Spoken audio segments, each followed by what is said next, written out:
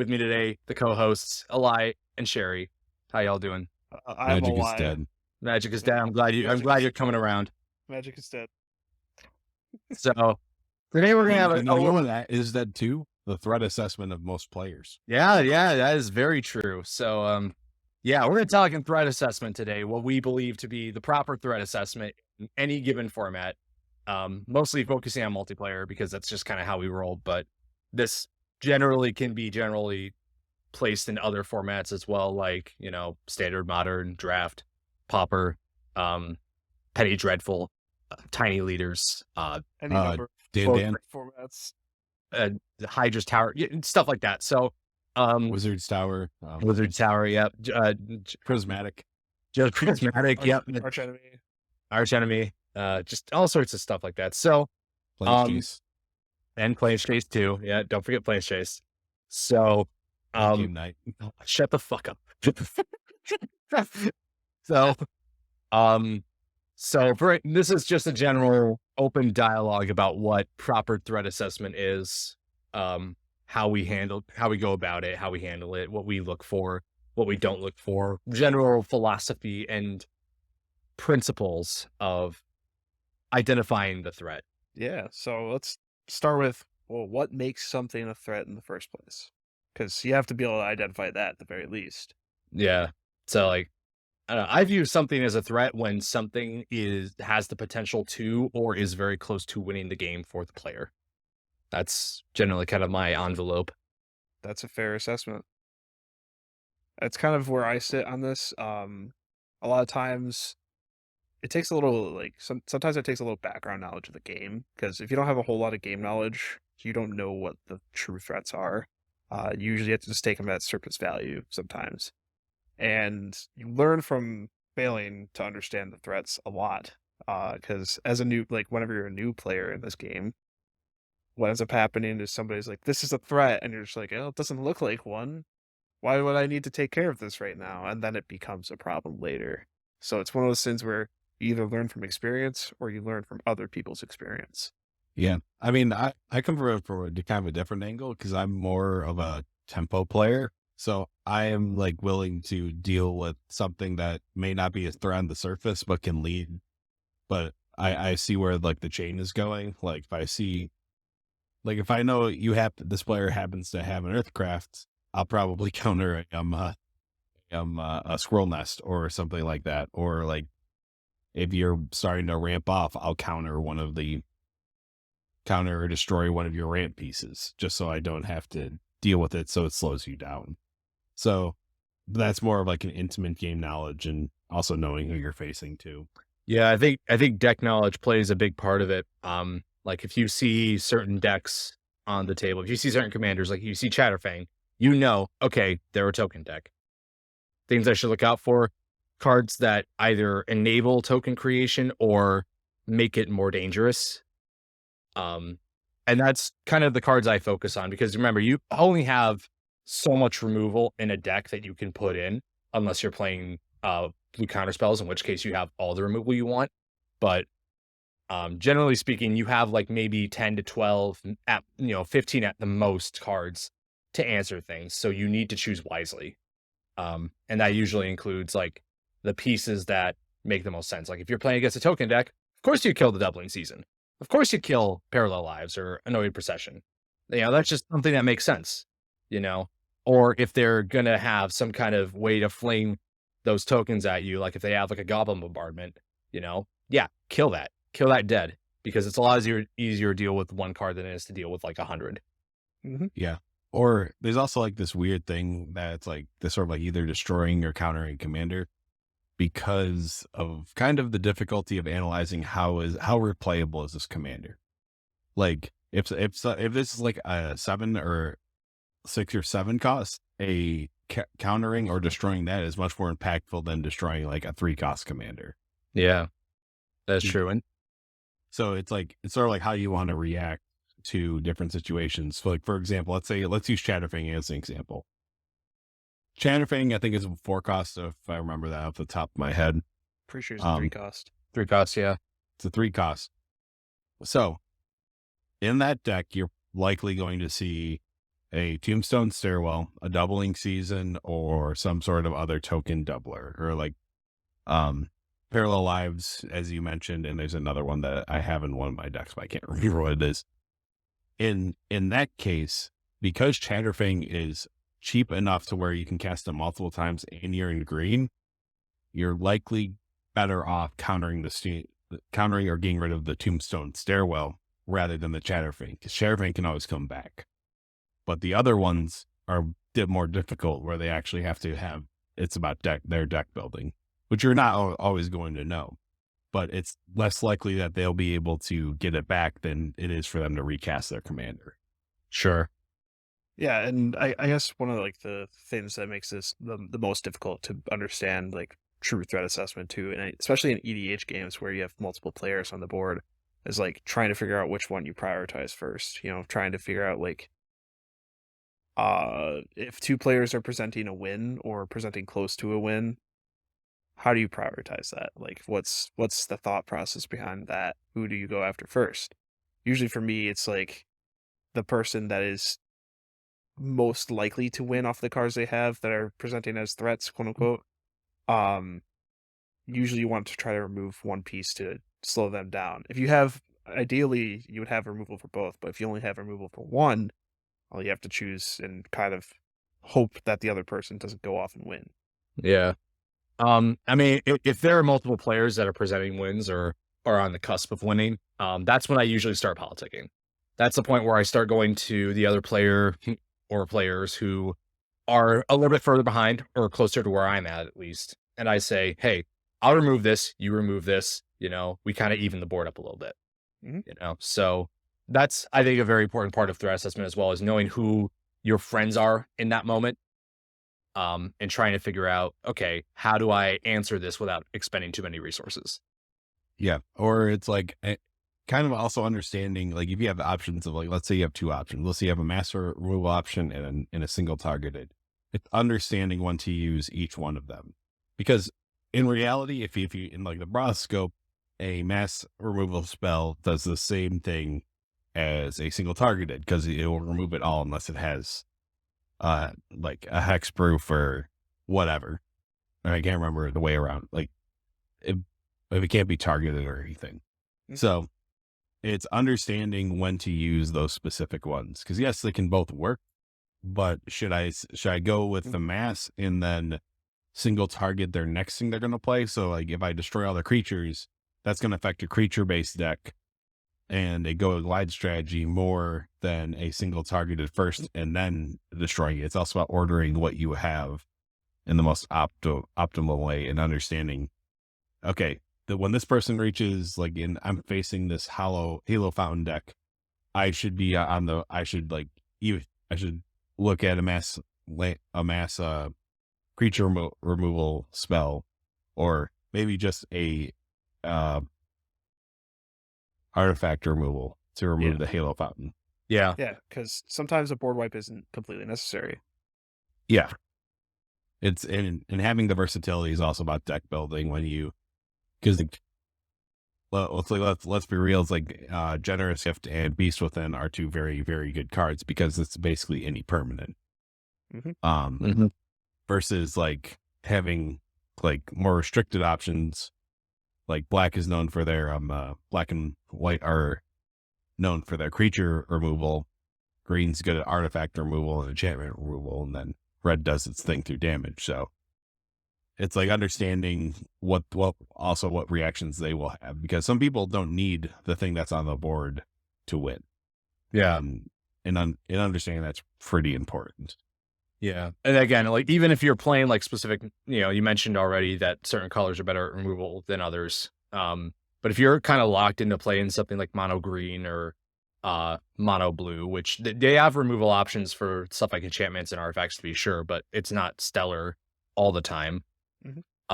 So in that event, that's when you again go back to politicking. You start making deals with other players to figure out, okay, this needs to get removed, needs to get removed, because you always have to kind of appeal to the self-interest side of, yeah, I want to win too, and I know some players like to king make, and I don't really like that, honestly, unless there's a good reason, or unless it's really funny. or if there's a good reason behind it, I try to avoid it because, it kind of communicates to me a lack of desire to go for the win. And that makes the games less fun, usually.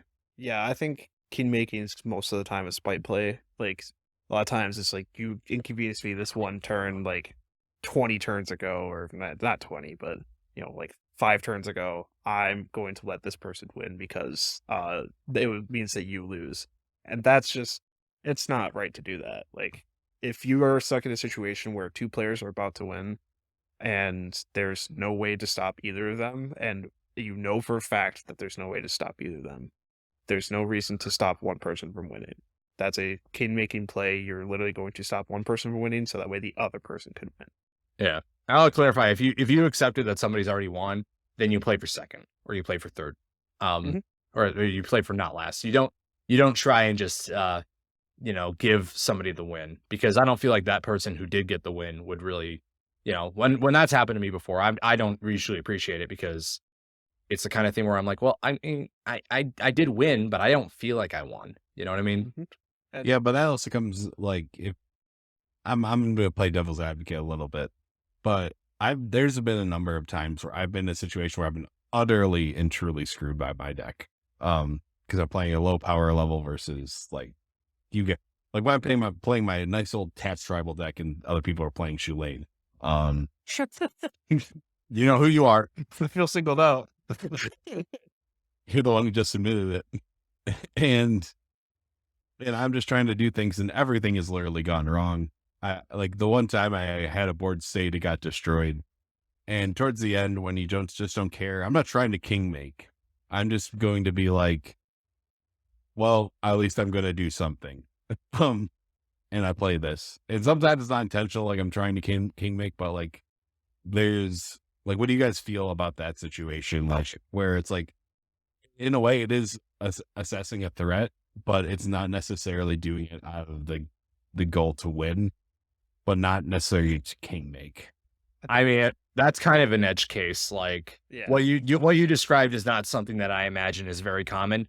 And sometimes games just miss. That just happens, So, and that to me sounds like a classic situation of a game that just missed because your deck didn't fire or somebody misjudged the threat assessment. And that's normal.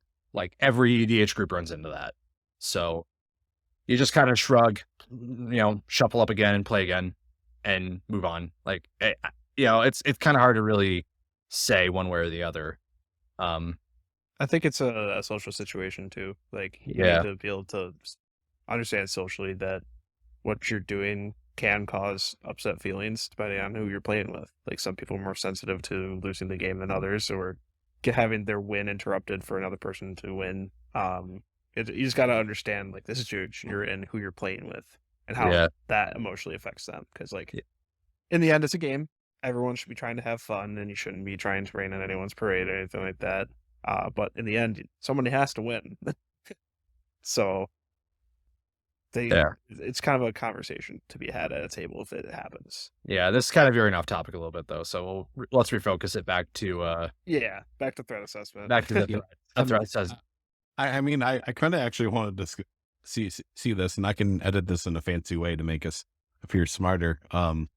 But what happens if like in a situation that someone like you are doing proper threat assessment and the person on the other receiving end feels like you're targeting them? Like, what do you do then? I think you like, I'm not saying like they're doing it on purpose. Like it's literally like, hey, I see your it's from Avacyn, the one that flickers that you use Peregrine Drake with. I can't think of what it is. Deadeye Navigator. Deadeye. You have a Deadeye Navigator, and I'm gonna be and then like I see that on there. I'm like, well, I know one of two directions this is gonna go, and I'm going to destroy it. And I'm not targeting that person, and I'm not like it's not about that person. It's about that card. That person reacts badly. What do you do in that situation? I mean, first of all, if they are the kind of person that reacts like that, I don't really want them at my table. Like, that's kind of the kind of short and sweet of it. Because if they react that kind of badly to one card getting blown up that will win them the game, imagine how they feel if I board wipe them, or if I rift them, or if I do all sorts of other unpleasant nastiness that sometimes happens in Magic.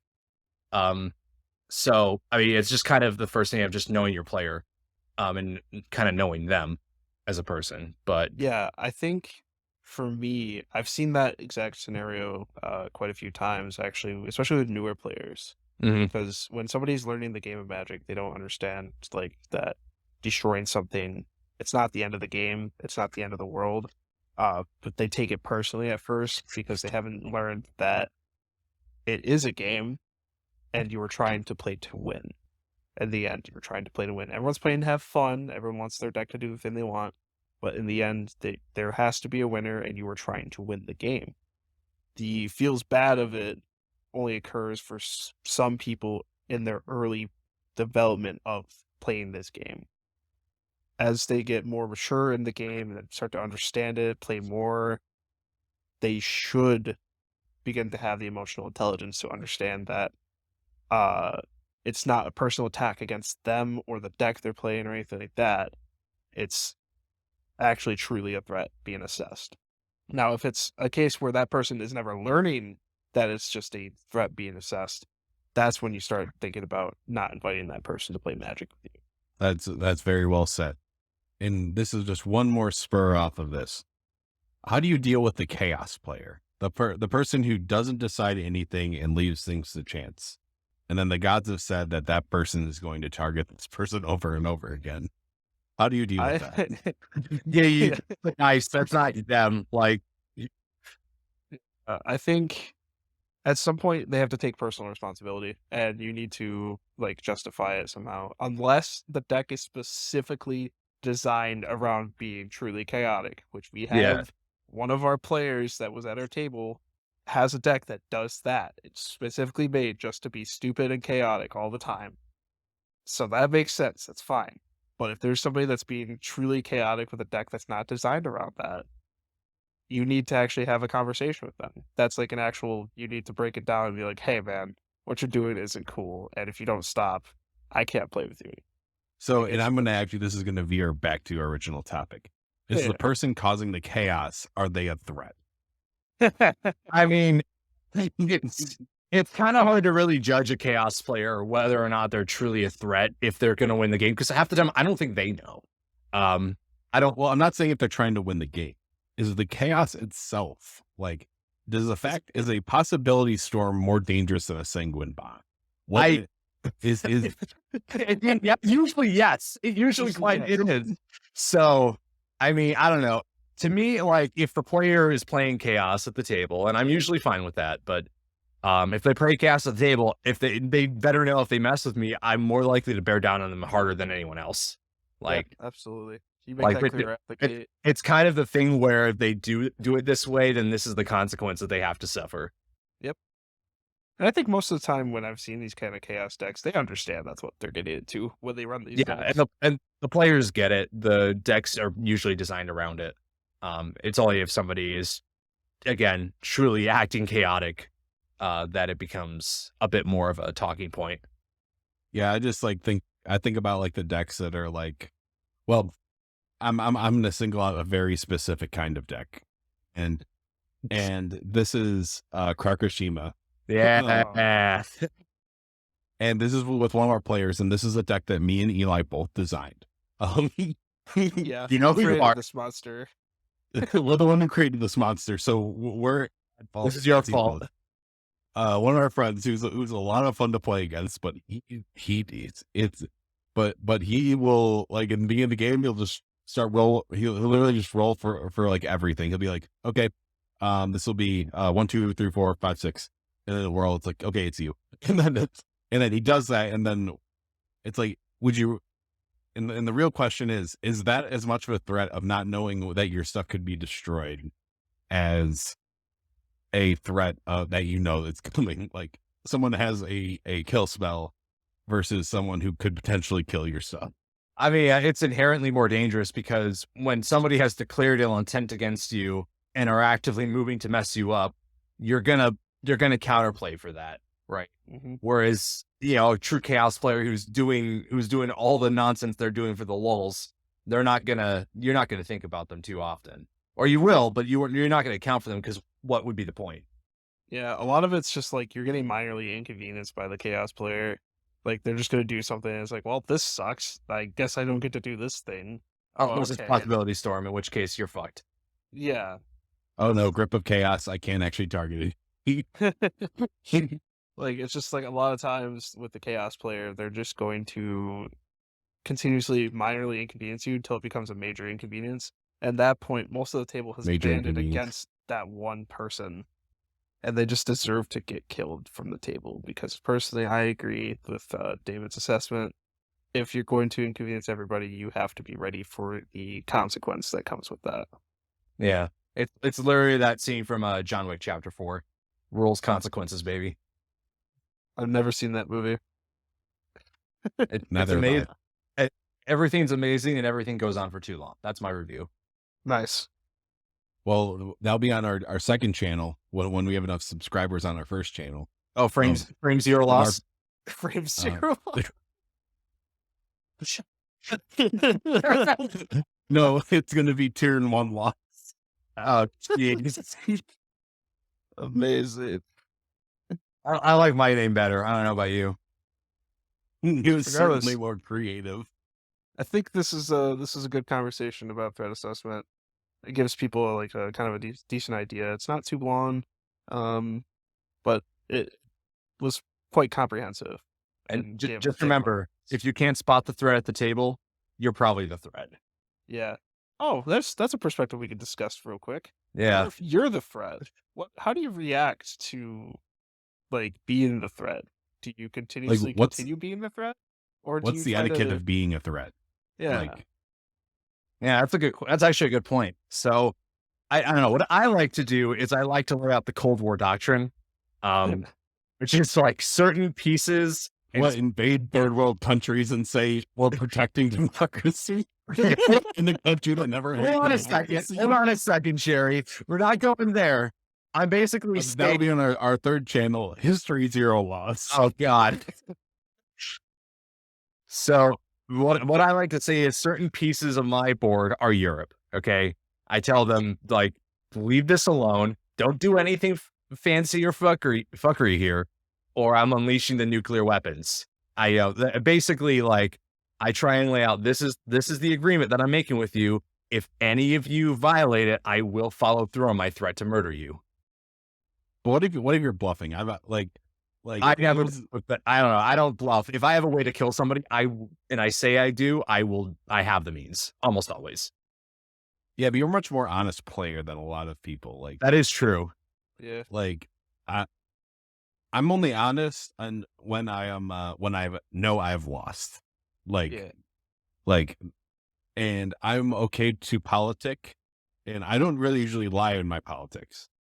But I feel like taking the Cold War doctrine as part of your threat assessment, I think part of that is just being ready to either counter that or accept the fact that you are the issuer here and you're going to be slowed down. And I've unfortunately had to learn this very harshly because usually my decks accelerate very quickly and my game plan is ruined. Yeah. Because when you get exposed, we're all bearing down on you. Damn the consequences. Yeah, that's fair as well. That's a valid point. For me, what I've had to do in the past, because I've been playing a lot of games with a lot of new players, like as of recently. You know, people just haven't played the game before or are recently getting back into it. I've been actually really upfront about what's a threat on my board. When somebody's like, "What's the threat?" and I point to my own cards, I'm like, "This is a threat if you're looking to remove something," because it's an honest way to play the game. Like, if they have a piece of removal for it, I say, this is a threat. If you're going to use it, you should use it on this.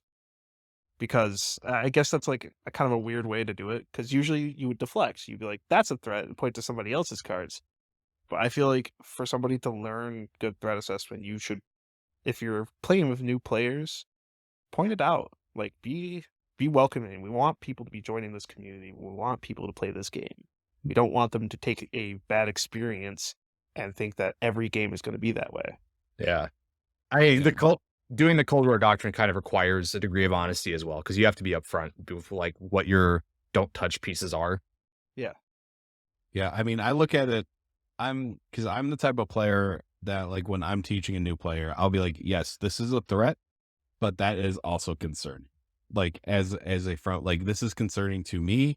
It may not be concerning to you. So I describe more of the situation that I am in so that they understand that how much of an impact this will each be. It's like, this is a threat from my board. This is a threat from their board. And I kind of let them have that choice of like, not just like granted, it's like, and them being able to evaluate, it helps them kind of learn that better threat assessment, where they get to make the decision between the two hard pieces. Like, it's like choosing between the Deadeye Navigator and choosing between the Drake Necrocron Scepter. or the Scepter. Yeah. Yeah. Well, this was a good discussion. I like this. You want to close this out, Sherry? Yeah, this was our discussion on proper threat assessment.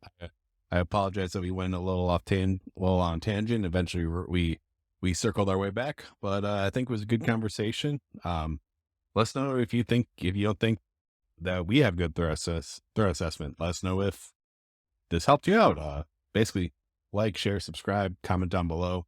Let us know how he did, any advice you have for other players, and we'll see you next time. Magic's dead. Follow us. Remember this. Follow us on Twitter. Follow us on Twitter as long as Twitter's alive, and potentially on Threads if that's a thing still. Coming out in a few weeks, maybe. Oh boy.